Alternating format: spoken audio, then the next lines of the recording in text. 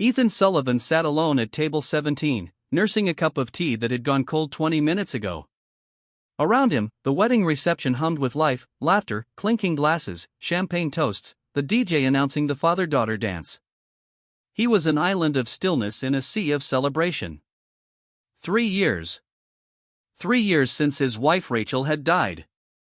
And he still couldn't sit at a wedding without feeling the weight of her absence pressing against his chest like a physical thing. He should leave. No one would notice.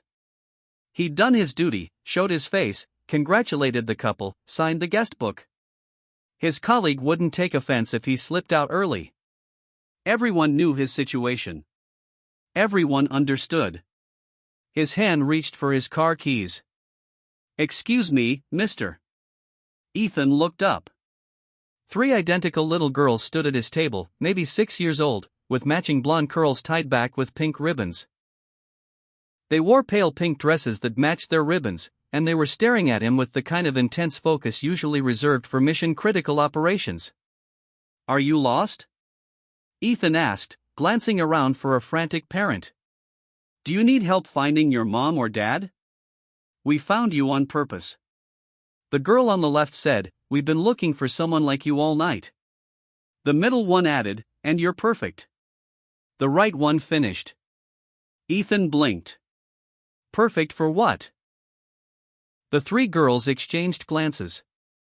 One of those silent sibling conversations that seemed to involve telepathy. And then, in perfect synchronization, they leaned forward close enough that Ethan could smell strawberry shampoo. Their voices dropped to urgent whispers. "We need you to pretend you're our father. Before we continue, please tell us where in the world are you tuning in from? We love seeing how far our stories travel." Ethan's brain stuttered to a complete halt. "I'm sorry, what?" "Just for tonight," the left girl clarified quickly. "Just until the party's over. Then you can go back to being a stranger, and we'll never bother you again. We promise. We'll even pay you." The middle one said, producing a crumpled $5 bill from somewhere in her dress. "This is everything we have, but it's yours."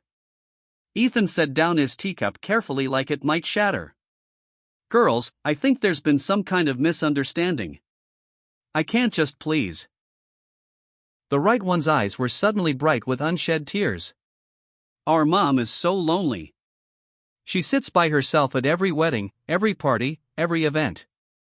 People look at her with these sad faces because she doesn't have a husband, because we don't have a dad.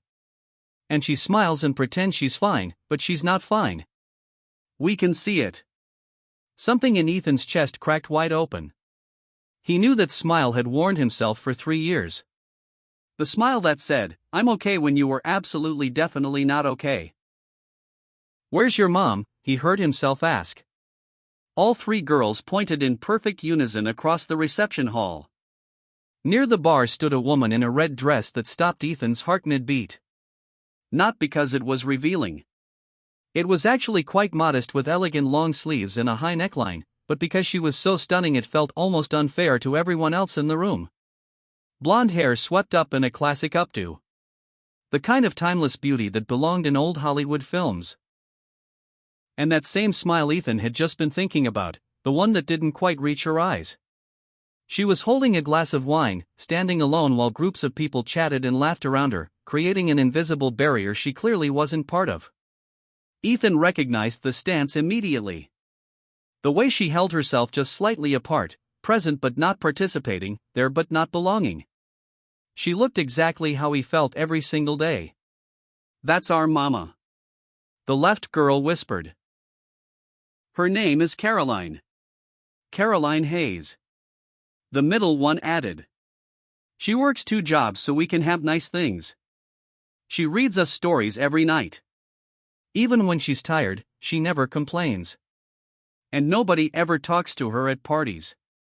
The right once said, her voice breaking slightly. "They just look at her like she's sad and broken. But she's not broken. She's perfect. She's just alone." Ethan felt his throat tighten. This was insane. 3 children he'd never met, asking him to pretend to be their father so their mother could have one night without pity stares. But then Caroline turned slightly, caught sight of her daughters at his table, and Ethan saw her expression shift. Surprise, concern. That flash of maternal panic followed immediately by resignation. The look of a parent who'd chased wandering children through too many public places. She set down her wineglass and started walking toward them, red heels clicking on hardwood. Ethan had maybe 15 seconds to make a decision. He looked at the three girls, at the desperate hope in their identical faces, the fierce protective love they had for their mother. He thought about Rachel, about how she would have loved these kids, about how she would have told him to stop hiding, to stop just surviving, to actually live again. "Okay," Ethan said quietly. "What are your names?" Three faces lit up like Christmas morning. "I'm Harper," the left girl breathed. "Grace," the middle one said. "Violet." The right one whispered, "All right, Harper." Grace and Violet. Ethan straightened his tie, took a breath. "Tell me about your mom. Quick, what does she like?" The girls immediately started talking over each other. "She likes books and she hates mushrooms. And she laughs when people trip, but then feels bad about it. And she's scared of thunder, but pretends she's not for us." Caroline was getting closer, maybe 10 feet away now. Ethan could see her more clearly. The elegant dress, the careful makeup, the way she held herself with dignity despite obviously being mortified. "Why me?" Ethan asked quickly.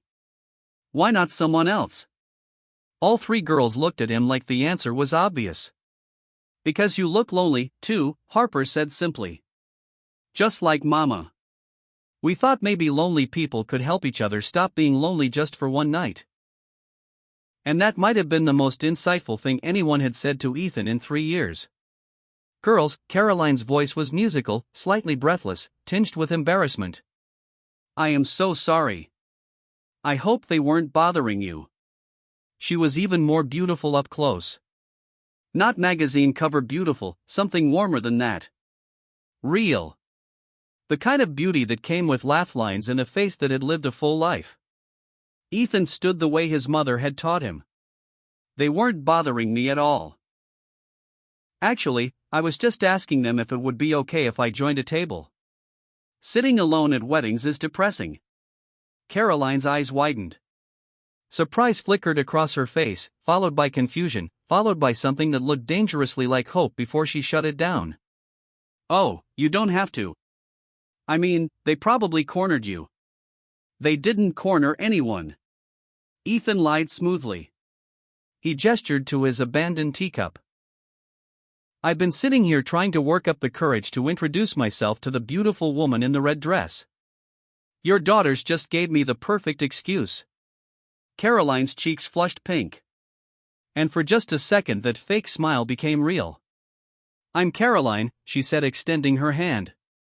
"Caroline Hayes, and these troublemakers are my daughters. Harper, Grace, and Violet." Ethan finished shaking her hand. Her skin was soft and warm. They already introduced themselves. "I'm Ethan. Ethan Sullivan." Behind Caroline's back, where she couldn't see, all three girls were giving Ethan enthusiastic thumbs up. This was either going to be a disaster or the best decision he'd made in 3 years.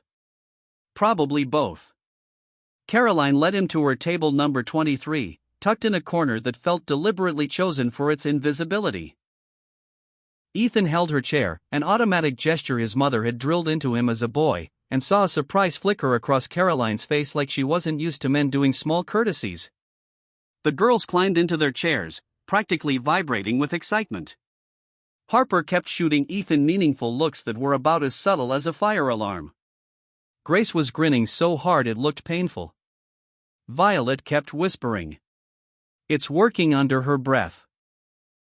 So Caroline said, clearly trying to smooth over the awkwardness her daughters had created.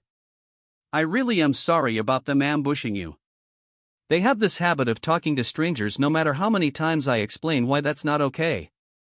We're very good at talking to strangers," Harper announced proudly. "That's not the compliment you think it is, sweetie." Caroline said, but there was warmth in her voice. Ethan laughed. A real laugh that surprised him. When was the last time he'd done that? Honestly, they did me a favor. I was about to leave, go home to an empty house, and pretend I didn't spend another Saturday night alone. The words came out before he could stop them. Too honest, too raw. Caroline's eyes met his, and he saw recognition there, understanding. I know that feeling, she said quietly, then catching herself. I mean, I imagine that must be hard. You don't have to pretend, Ethan said. The girls already told me you work 2 jobs and do this alone. That takes strength most people don't have. Caroline looked down at her wineglass, her fingers tracing the stem. Or desperation. It's hard to tell the difference sometimes. A waiter appeared, saving them from the heavy moment. Can I get you folks anything from a bar? I'll have whatever she's drinking, Ethan said, nodding to Caroline's wine. And can we have Shirley Temples? Grace asked hopefully with extra cherries, Violet added. Please, Harper finished, remembering her manners. The waiter smiled and left. Caroline shook her head at her daughters. You're going to be bouncing off the walls with all that sugar. That's a problem for later, Mama. Harper said solemnly. Right now, Mama gets to have fun. Ethan bid back another laugh. These kids were something else. The evening unfolded in a way Ethan hadn't expected.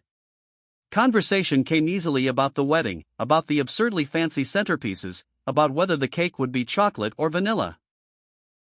The girls chimed in with their own observations, pointing out when a flower girl picked her nose or when great aunt somebody's wig shifted during dancing. Harper graced Violet. That's not polite, Caroline said, but she was fighting a smile. But it's true, Violet protested. We're just being observational. The word is observant, Caroline corrected. That's what I said. Ethan found himself relaxing in a way he hadn't in years. The girls were hilarious without meaning to be. Caroline was quick-witted and sharp, matching his jokes beat for beat. And for the first time since Rachel died, Ethan felt like a person again instead of just a widower going through the motions. Dance with our mama. Harper suddenly announced as if she'd been planning this moment all night, which Ethan realized she probably had been. Harper. Caroline's face flushed. You can't just the DJ just said it's time for everyone to dance, Grace added helpfully. That means everyone. Including you, too. Violet finished, looking between Ethan and Caroline with alarming determination. For a 6-year-old, Ethan stood, offered his hand to Caroline. I think we're outnumbered. Caroline looked at his hand like it might bite her. I haven't danced in 4 years. Neither have I, Ethan admitted.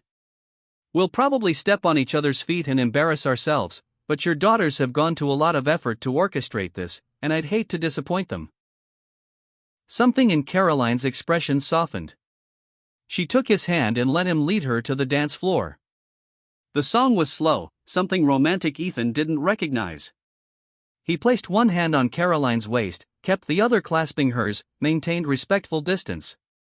This close, he could see golden flecks in her hazel eyes, could smell her perfume. Something light and floral. Your daughters are master manipulators, Ethan said as they began to sway. I'm aware, Caroline said dryly. I'm raising tiny con artists. I have no idea where they learned it. They love you. That's where they learned it. They can't stand seeing you lonely. So, they recruited the first Lana-looking guy they could find. Should I be offended that they picked someone who looks lonely? I think we should both be flattered they recognized kindred spirits. They danced in silence for a moment. Ethan realized he was actually enjoying himself. When was the last time he'd held a woman like this? When had he last felt the warmth of another person and not immediately drown in grief? Can I ask you something? Caroline said quietly. Sure. Why did you say yes when they asked you to pretend? You could have said no. Should have said no. Honestly, it's a crazy request. Ethan thought about it because I saw your face when you thought they were bothering me.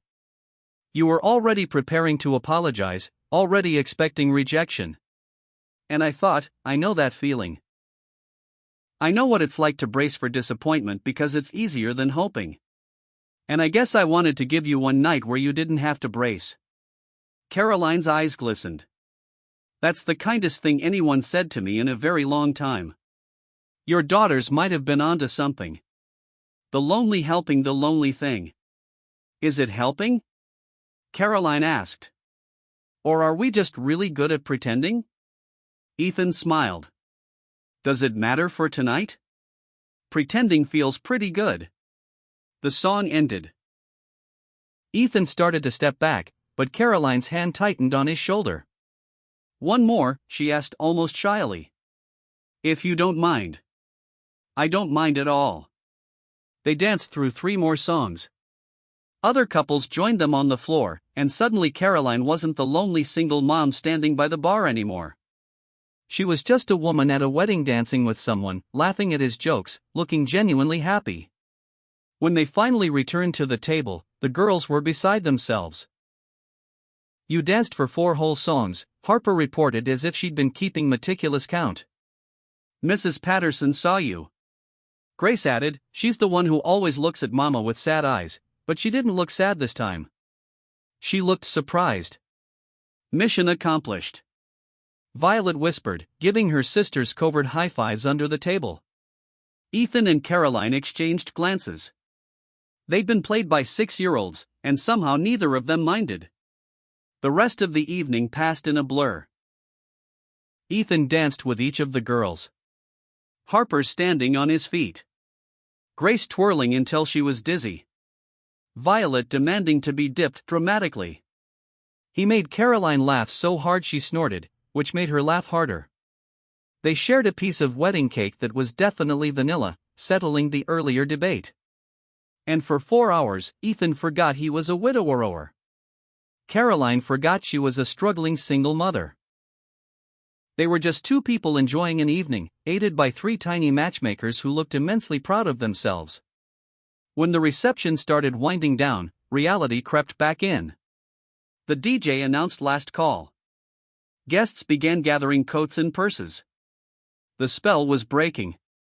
I should get them home, Caroline said, glancing at her daughters who were starting to droop despite the sugar.